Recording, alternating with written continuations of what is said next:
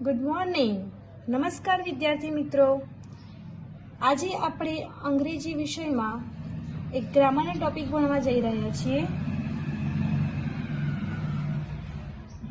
જે છે the simple past tense. સાદો વર્તમાનકાળ આપણે શીખી લીધો. હવે આપણે સાદો ભૂતકાળ શીખીએ છીએ, રાઈટ? જેમ આપણે સાદા વર્તમાનકાળને શીખતા પહેલા ટુ બીના રૂપો શીખ્યા હતા, એવું જ સાદો ભૂતકાળ શીખતા પહેલા પણ આપણે ટુ બીના રૂપો શીખવા પડે સાદા ભૂતકાળના, રાઈટ? તો આપણે સાદા ભૂતકાળના ટુ બીના રૂપો જોઈએ તો જો કે સાદો વર્તમાનકાળ જ્યારે આપણે જોયો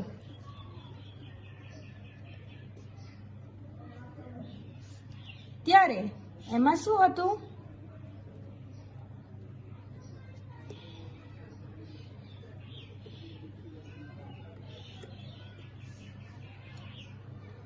એમ ઇઝ આર, રાઈટ? આઈ સાથે એમ હતો, યુ સાથે આર હતો અને હી શી ઇટ સાથે ઇઝ હતો, રાઈટ? એ આપણને ખબર છે.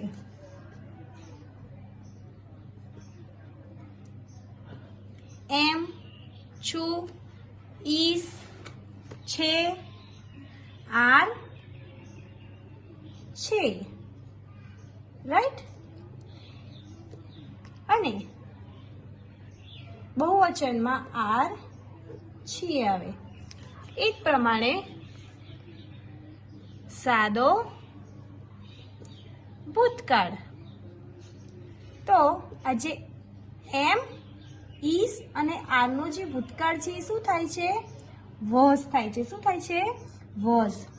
હતો, હતી, હતું. ઓકે?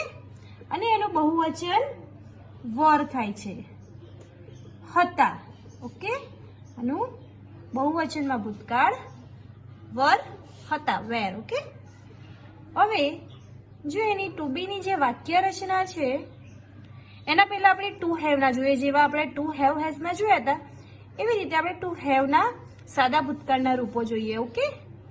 હેવ અને હેઝમાં શું થાય છે કે જેવી રીતે સાદા વર્તમાન કાળમાં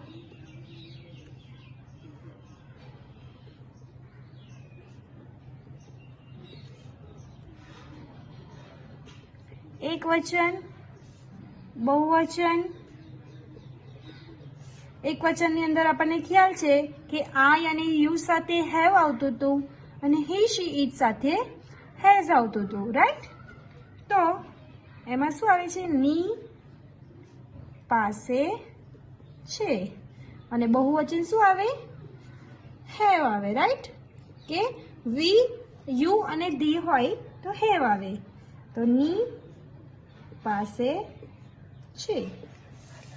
સો સાદો ભૂતકાળ હોય તો એની અંદર ટુ હેવના રૂપો શું આવશે? હેવ અને હેઝનું શું થાય છે? હેડ થાય. કે ની પાસે હતું. ઓકે? અને અહીંયા હેવનું હેડ થાય છે કે ની પાસે હતું. ઓકે? હવે આપણે ટુ બીની વાક્ય રચના જોઈએ કે સાદો ભૂતકાળ કેવી રીતે બને છે. જો આપણે સાદો વર્તમાનકાળનું વાક્ય જોઈએ ટુ બીના રૂપમાં તો આઈ એમ એ ફાર્મર. હું ખેડૂત છું. આ કયું વાક્ય છે? સાદા વર્તમાનકાળનું છે. હવે આને સાદા ભૂતકાળમાં ફેરવવું હોય તો શું છે અહીંયા આગળ? આઈ એમ અ ફાર્મર. તો એમનું શું થઈ જાય છે? વોઝ થઈ જાય છે. તો શું આવશે? I was a farmer. હું ખેડૂત હતો. બરાબર? તો આ સાદા ભૂતકાળનું વાક્ય થઈ ગયું, રાઈટ? હવે આપણે બીજું વાક્ય જોઈએ તો ધેટ ઇઝ માય સ્કૂલ. આ સાદા વર્તમાનકાળનું વાક્ય છે, રાઈટ? પેલી મારી શાળા છે. હવે મારે આને ભૂતકાળમાં ફેરવવું છે તો શું આવશે? That was my school. તો આ કયું વાક્ય થયું? સાદો ભૂતકાળનું વાક્ય થયું, રાઈટ? હવે આપણે જોઈએ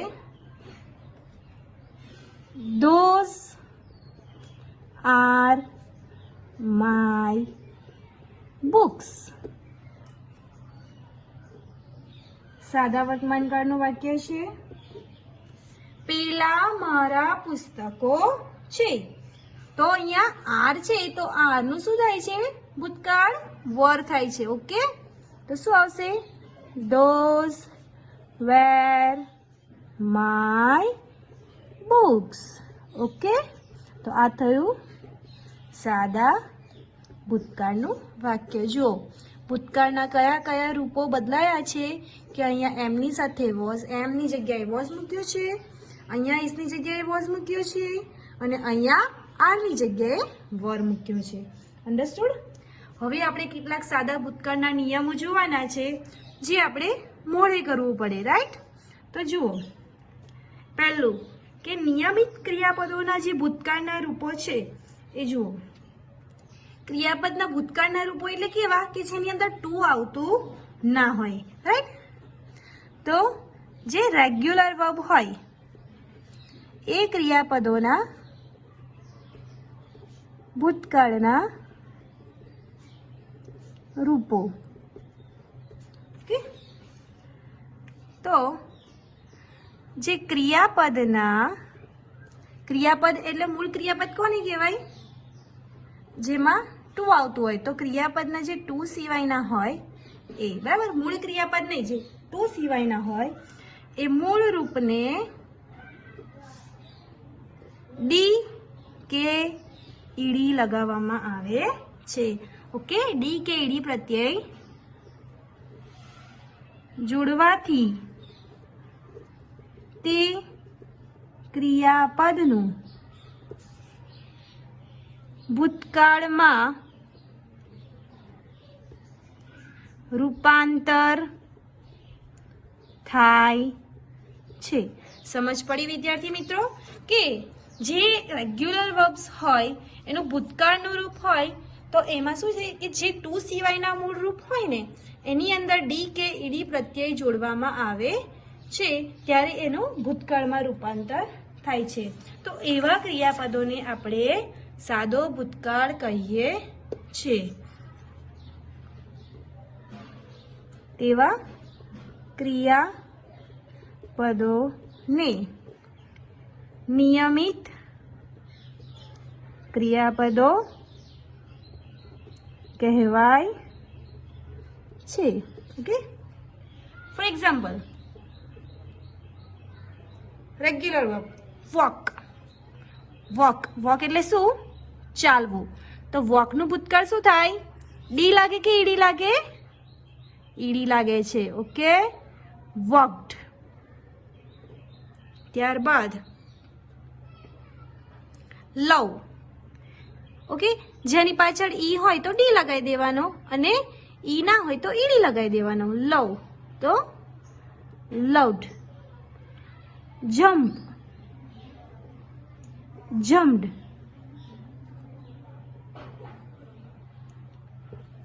dance, danced. Okay, there are so many regular verbs. Now હવે next rule જોઈએ આપણે.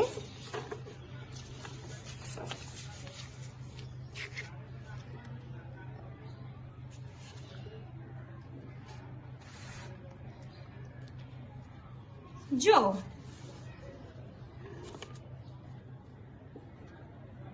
પણ જો ક્રિયાપદને અંતે વાય હોય અને તેની આગળ વ્યંજન હોય તો વાયનો શું કરવાનો? આઈ કરીને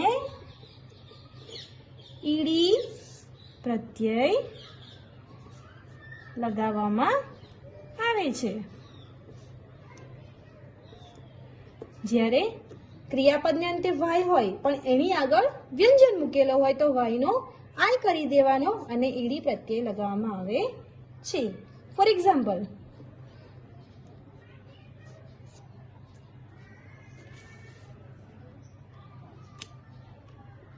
ક્રાય.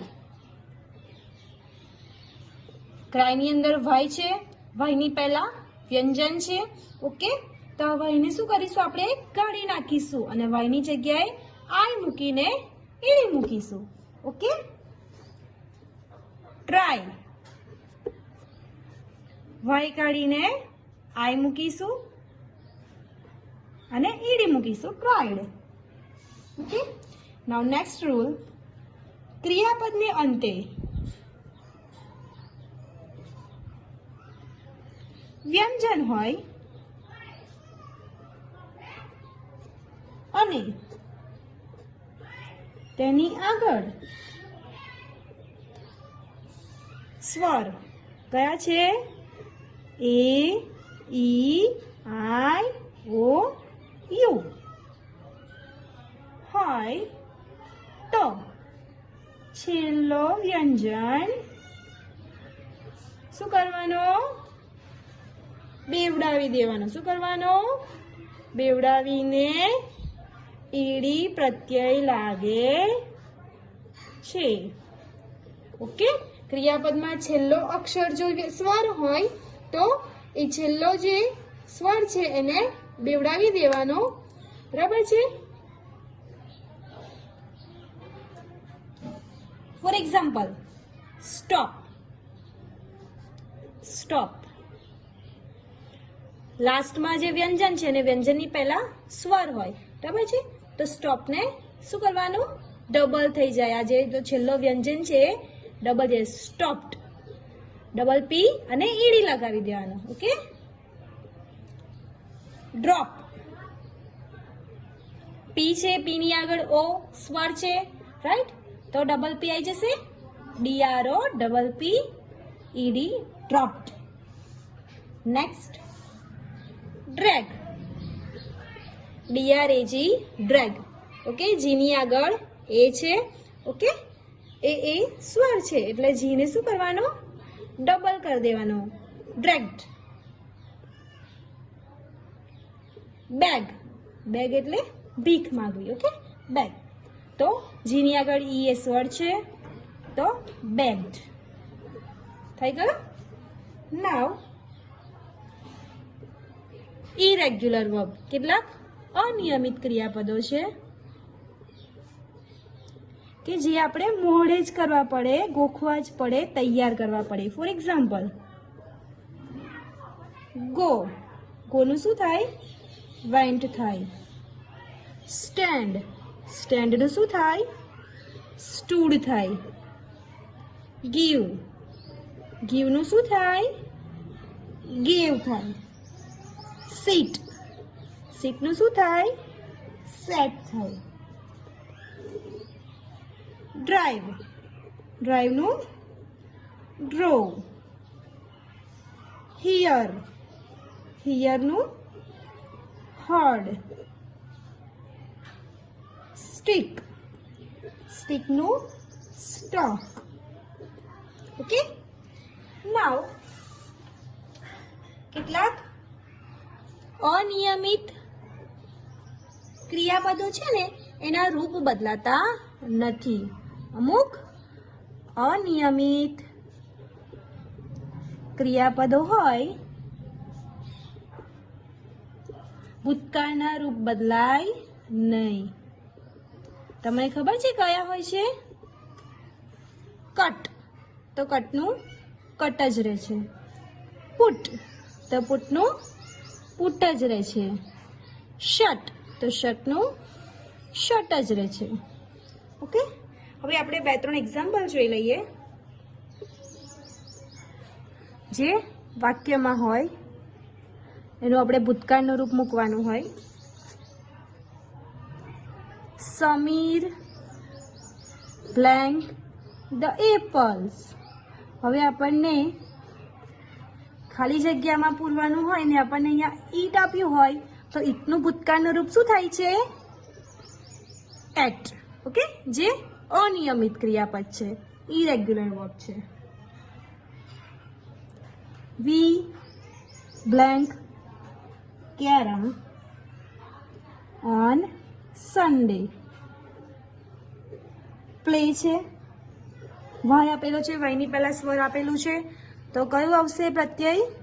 ઈડી પ્રત્યય આવશે. નેક્સ્ટ,